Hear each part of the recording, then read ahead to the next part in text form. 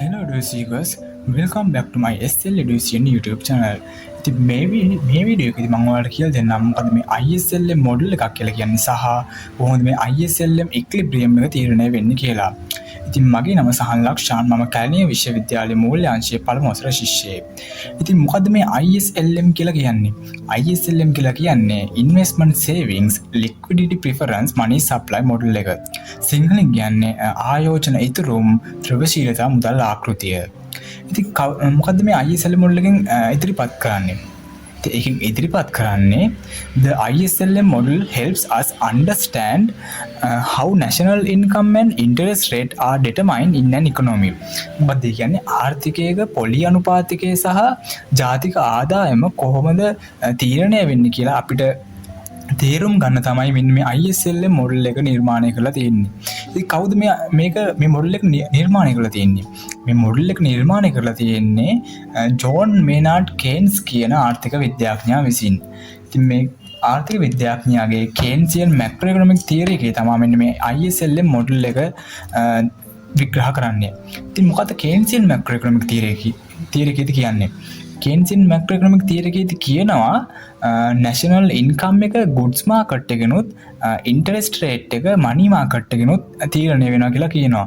සහ මෙන්න මේ goods and money market දෙක අතර interrelationship එකක් ඒ කියන්නේ අන්තර් සම්බන්ධතාවයක් තියෙනවා කියලා මෙන්න මේ කේන්සියන් මැක්‍රෝ ඉකොනොමික් තියරි එකේදී කියනවා.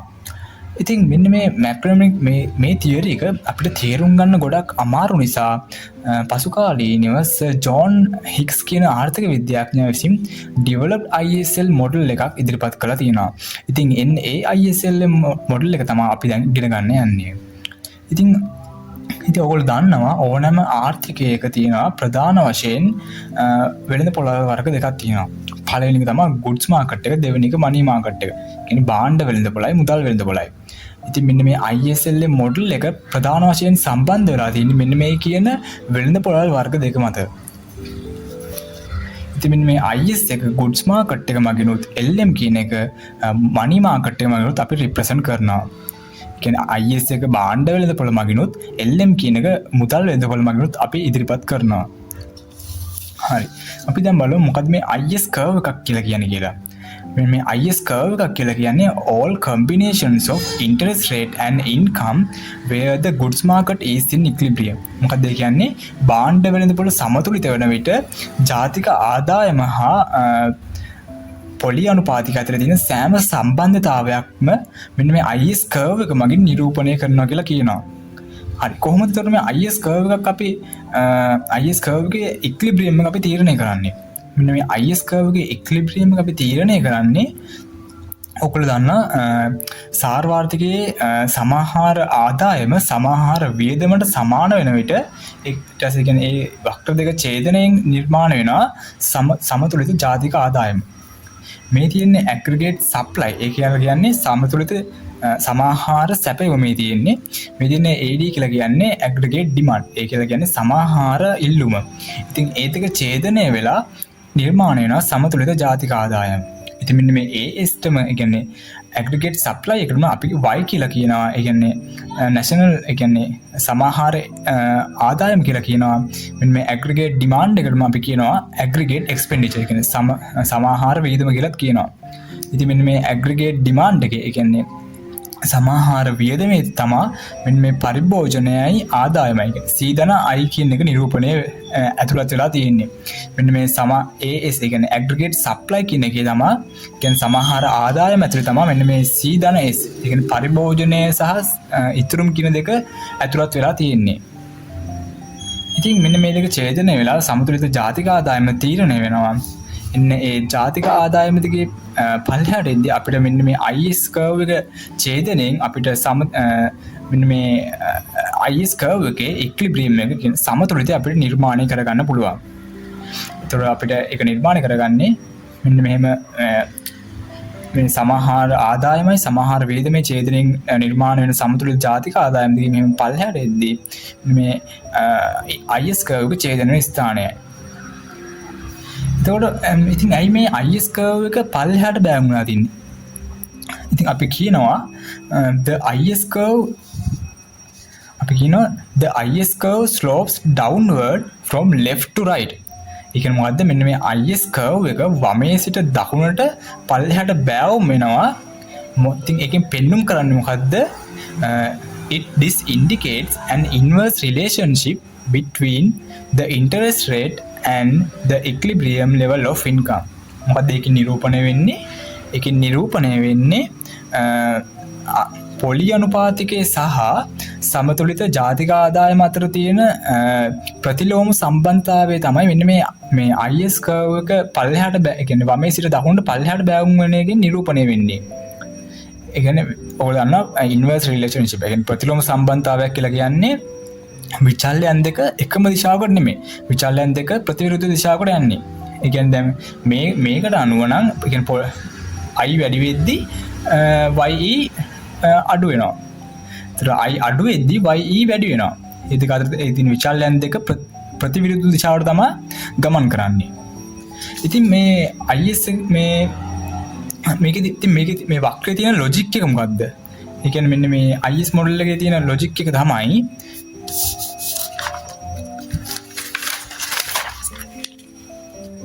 ඉන්ටරෙස්ට් රේට් එක වැඩි වෙද්දී ඉන්වෙස්ට්මන්ට් එක අඩු වෙනවා. ඉන්වෙස්ට්මන්ට් එක අඩු වෙද්දී නැෂනල් ඉන්කම් එක අඩු වෙනවා. ඉතින් කොහොමද වෙන්නේ? ඉතින් මෙන්න මේ ඉන්ටරෙස්ට් රේට් එක වැඩි වෙනවා කියලා කියන්නේ මෙන්න මේ කර්ව් එකේ ඉන්ටරෙස්ට් රේට් එක වැඩි වෙනවා කියලා කියන්නේ මෙන්න මේ ලක්ෂ්‍යයෙන් ඉඳන් මේ ලක්ෂ්‍යයට යනවා. ඒ කියන්නේ YE අඩු වෙනවා. ඉතින් YE ඒ කියන්නේ සමතුලිත ජාතික ආදායම අඩු වෙන්නේ කොහොමද?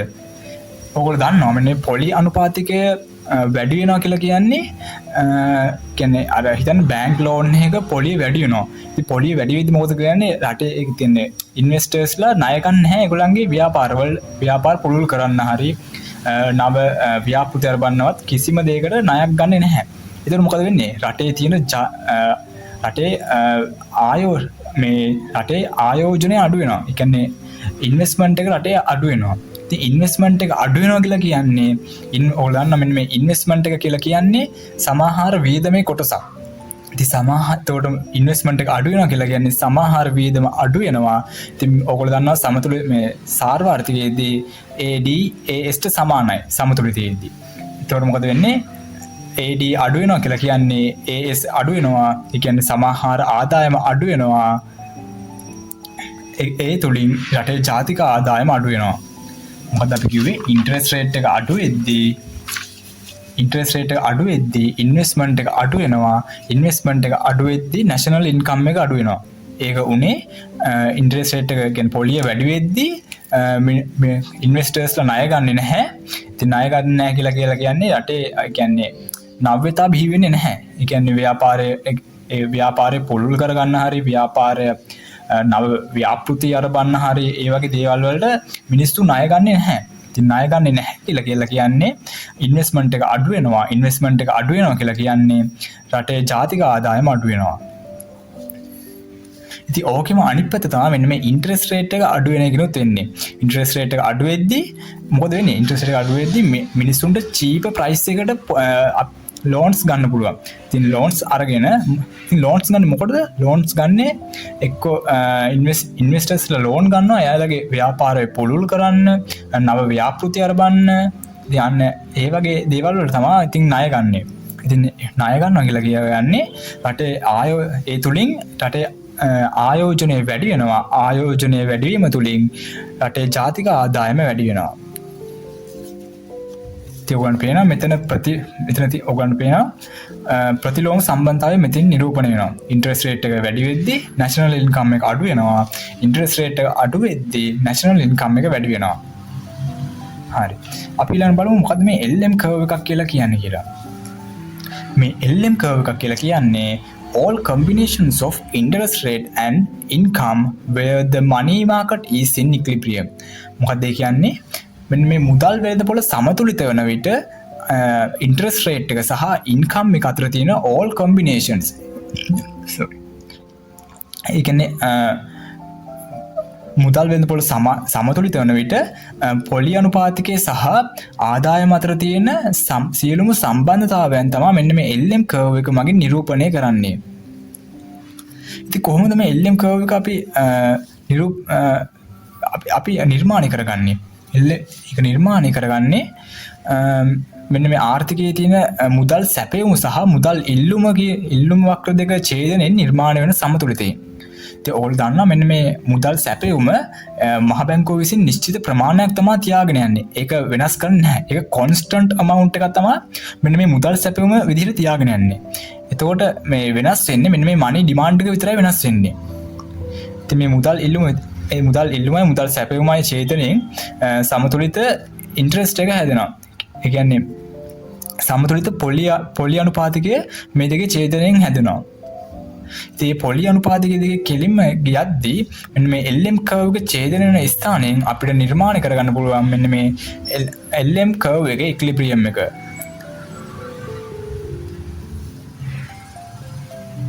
හරි ඊට පස්සේ ඇයි මෙන්න මේ LM කර්ව් එක උඩට වක්‍රය උඩට බැවුම් වෙන්නේ ඇයි? ඒකට හේතුව තමයි අපි කියනවා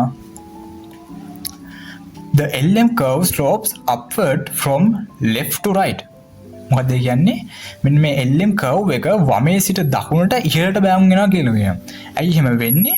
This indicates a positive relationship between the level of income and the equilibrium interest. මොකද ඒ කියන්නේ මෙන්න මේ level of income කියන්නේ ආදායම් මට්ටම සහ සමතුලිත පොලි අනුපාතිකය අතර තියෙන පොසිටිව් රිලේෂන්ෂිප් එක. ඒ කියන්නේ ධන සම්බන්ධතාවය තමයි මෙන්න මේ LM කර්ව් එක මගින් නිරූපණය වෙන්නේ. ඉතින් ඔයගොල්ලෝ දන්නා පොසිටිව් රිලේෂන්ෂිප් එකක් කියලා කියන්නේ විචල්‍යයන් දෙක එකම දිශාවකට ගමන් කරනවා. ඒ කියන්නේ එක විචල්‍යයක් වැඩි වෙද්දී අනිත් විචල්‍යයත් වැඩි වෙනවා. එක විචල්‍යයක් අඩු වෙද්දී අනිත් විචල්‍යයත් අඩු වෙනවා. ඉතින් එන්නේ ඒ තියෙන සම්බන්ධතාවය තමයි මෙන්න මේ LM කර්ව් එක මගින් නිරූපණය වෙන්නේ. ඉතින් ඒ කියන්නේ මොකද්ද? ඒ කියන්නේ මෙන්න මේ I වැඩි වෙද්දී y වැඩි වෙනවා. I අඩු වෙද්දී y අඩු වෙද්දී y අඩු වෙනවා.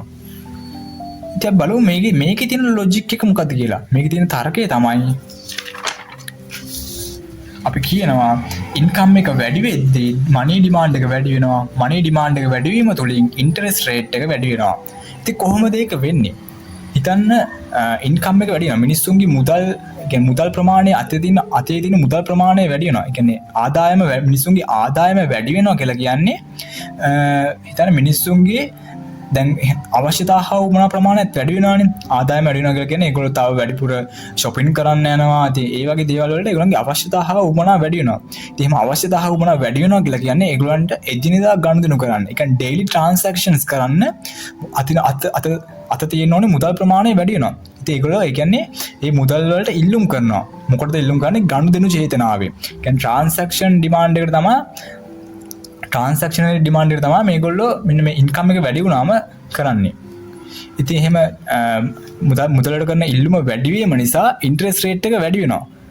ඔයගොල්ලෝ දැක්කා මෙන්න මෙතන මුදල් සැපයුම කොන්ස්ටන්ට් නිසා ඉන්ටරෙස්ට් මේ මනි ඩිමාන්ඩ් එක විතරයි වෙනස් වෙන්නේ. දැන් මෙතනදී අපි කිව්වා ඉන්කම් ලෙවල් එක වැඩි වෙද්දී මිනිස්සු මුදලට කරන ඉල්ලුම වැඩි වෙනවා. මොකද ඒගොල්ලන්ට දවසකට වේදම් කරන්න ඕන මුදල් ප්‍රමාණය වැඩි වෙනවා. මොකද ඒගොල්ලන්ගේ අවශ්‍යතාව වුණා පුළුල් වෙන නිසා. එතන මොකද වෙන්නේ? මනි ඩිමාන්ඩ් එක වැඩි වෙනවා. මනි ඩිමාන්ඩ් එක මෙන්න මෙහෙම වැඩි වෙනවා. මනි ඩිමාන්ඩ් එක වැඩි වීම තුළින් නිර්මාණය වෙන නව සමතුලිතයේ දිගේ අපි ගියා අපිට පේනවා ඉන්ටරෙස්ට් රේට් එක වැඩි වෙනවා. එතකොට මොකද වෙන්නේ? ඉන්ටරෙස්ට් රේට් එක වැඩි වෙනවා. එන්න ඒකයි අපි කියන්නේ ඉන්කම් එක වැඩි වෙද්දී මනි ඩිමාන්ඩ් එක වැඩි වෙනවා කියලා කියන්නේ ඉන්ටරෙස්ට් රේට් එක වැඩි වෙනවා. ඉතින් ඕකෙම අනිත් පැත්ත තමයි මේකෙදි වෙන්නේ ඉන්කම් එක අඩු වෙනවා කියලා කියන්නේ. දැන් මිනිස්සුන්ගේ ආදායම් මට්ටම් අඩු වෙනවා කියලා කියන්නේ මිනිස්සුන්ගේ ඒ කියන්නේ ඒගොල්ලෝ අතිනත තියෙන ඒ කියන්නේ මුදලට කරන ඉල්ලුම අඩු වෙනවා. ඒ කියන්නේ ආදායම අඩු වෙනවා. ඒගොල්ලන්ගේ දැන් හිතන්න කලින් ආදායම අඩු වෙන කලින් මේ ඕන කරපු මුදල් ප්‍රමාණය නෙමෙයි ආදායම අඩු වෙද්දී ඕන වෙන්නේ. මොකද ඒගොල්ලන්ගේ අවශ්‍යතාව වුණා අඩු වෙනවා. ආදායම අඩු වෙද්දී. ඒතර මොකද වෙන්නේ? ඉන්ටරෙස්ට් රේට් එක අඩු වෙනවා. ඉතින් කොහොමද මේ ඉන්ටරෙස්ට් රේට් එක අඩු වුනේ මනි ඩිමාන්ඩ් එක අඩු වෙද්දී? එහෙනම් බලමු ඒක වෙන්නේ මෙන්න මෙහෙමයි. දැන් අපි කිව්වා මෙන්න මේ MS එක මනි සප්ලයි එක කොන්ස්ටන්ට් එකක් නිසා මෙන්න මනි ඩිමාන්ඩ් එක විතරයි චේන්ජ් වෙන්නේ. මනි ඩිමාන්ඩ් එක දැන් මේ අවස්ථාවේදී අඩු වෙනවා. මොකද ඒගොල්ලන්ගේ ඉන්කම් ලෙවල් එක අඩු වෙන නිසා. මනි ඩිමාන්ඩ් එක මෙන්න මෙහෙම අඩු වෙනවා. එතකොට මොකද වෙන්නේ? මෙන්න මේ ලක්ෂයේදී I අඩු වෙනවා. ඔයගොල්ලන්ට පේනවා මෙතනදී I අඩු වෙනවා. මෙන්න මෙහෙම I අඩු වෙනවා මේ ලක්ෂයේ සිට මේ ලක්ෂයට. ඒක නිසා තමයි අපි කියන්නේ මෙන්න මේ ඉන්කම් එක අඩු වෙද්දී මනි ඩිමාන්ඩ් එක අඩු වෙනවා. මනි ඩිමාන්ඩ් එක අඩු වෙද්දී ඉන්ටරෙස්ට් රේට් එක අඩු වෙනවා. ඔයගොල්ලන්ට මෙතන පේනවා පොසිටිව් රිලේෂන්ෂිප් එක මෙතනින් පේනවා.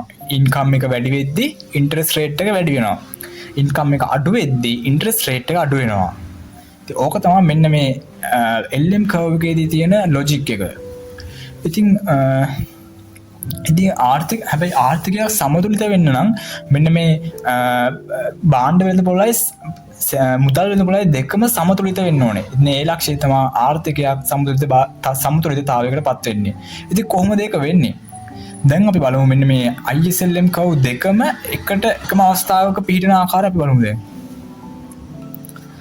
මෙන්න මෙහෙම ඉන්ටරෙස්ට් රේට් එකයි නැෂනල් ඉන්කම් එකයි තියෙනවා. LM කර්ව් එක උඩට බෑවුම් වෙනවා. IS කර්ව් එක පල්ලෙහාට බෑවුම් වෙනවා. ඒ තුලින් අපිට නිර්මාණය වෙනවා ඉක්විලිබ්‍රියම් පොයින්ට් එක. ඉතින් ඒ ඉක්විලිබ්‍රියම් පොයින්ට් එකේදී අපිට නිර්මාණය වෙනවා සමතුලිත පොළි අනුපාතිකයයි සමතුලිත ජාතික ආදායමයි. මෙන්න මේ සමතුලිත ජාතික ආදායම මෙන්න මේ IS කර්ව් එක මගිනුත් මෙන්න මේ LM කර්ව් එක මගින් සමතුලිත පොළි අනුපාතිකයක් නිරූපණය වෙනවා. ඉතින් ඒ දෙකම ඡේදනවා කියලා කියන්නේ ආර්ථිකයක් සමතුලිත භාවයකට පත් වෙනවා. ඉතින් මෙන්න මේ පොයින්ට් එකේදී විතරයි මේ පොයින්ට් එකේදී අපි කියනවා only this point satisfies both markets at the same time. ඒ කියන්නේ මෙන්න මේ ලක්ෂයේදී තමයි මෙන්න මේ කියන භාණ්ඩ වෙළඳ පොළයි මුදල් වෙළඳ පොළයි කියන දෙකම එකම වෙලාවකදී සමාන වෙන්නේ. ඒක සමාන වෙනකන් තෘප්තිමත් වෙන්නේ මෙන්න මේ පොයින්ට් එකේදී විතරයි. ඉතින් මේක තමයි මෙන්න මේ ISLM මොඩල් එකෙන් මූලික වශයෙන්ම නිරූපණය කරන්නේ. ඉතින් මේ වීඩියෝ එකෙන් ඔයා කිසියම් දෙයක් ඉගෙන ගත්ත කියලා හිතනවා නම් මේ වීඩියෝ එකට ලයික් එකක් දාලා මේ වගේ වැදගත් අධ්‍යාපනික වීඩියෝ නරඹන්න අපේ SL Education YouTube channel එක subscribe කරලා අපත් සමග රැඳී සිටින්න කියලා ආදරයෙන් මතක් කර සිටිනවා. හමු වෙමු ඊළඟ වීඩියෝ එකකින්.